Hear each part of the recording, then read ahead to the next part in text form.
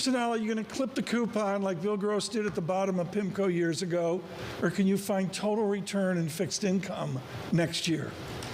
I think next year is going to be more clipping the coupon. You're getting the income because I don't buy the rate cuts that the market is pricing in. Right now, the markets are priced, I would say, for beyond a perfect landing, right?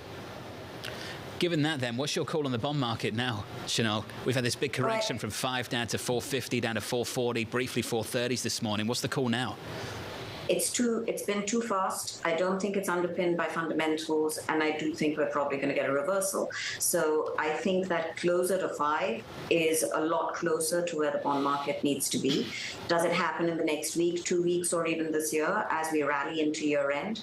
Maybe not. But the reality is, if the Fed talked about financial conditions and then unsurprisingly has stopped, because at every level, including what we're hearing in terms of wage agreements at every level, I think there do remain risks to inflation.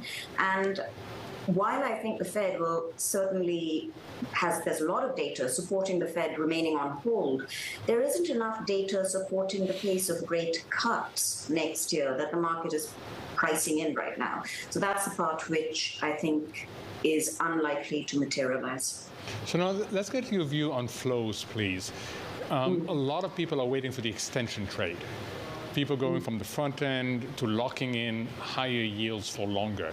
Have yields moved down too quickly for that extension trade, or is the move down actually accelerating the extension trade?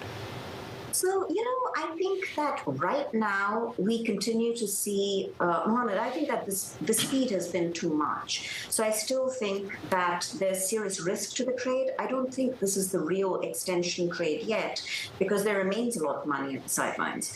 So I think it was too fast, and I think that we will see more volatility when you see something like 50, 60 basis points coming as quickly as we have seen it come. It smacks much more of fear of missing out, because it's happening at the same time that we're seeing, for example, high yield rally all the way down to 375. We're seeing yesterday it was a 30% chance of rate cuts beginning already in March. If you need that kind of a narrative to support these types of rates, I don't think that's realistic. So as those rate cuts again start getting priced out, I would expect 10-year yields to start moving up as well. And there is the last piece on flows, which is the fiscal deficit, the fact that over the next 3 months, 6 months, at some stage Japan starts moving, and we're going to see additional support leave the long end of the yield curve.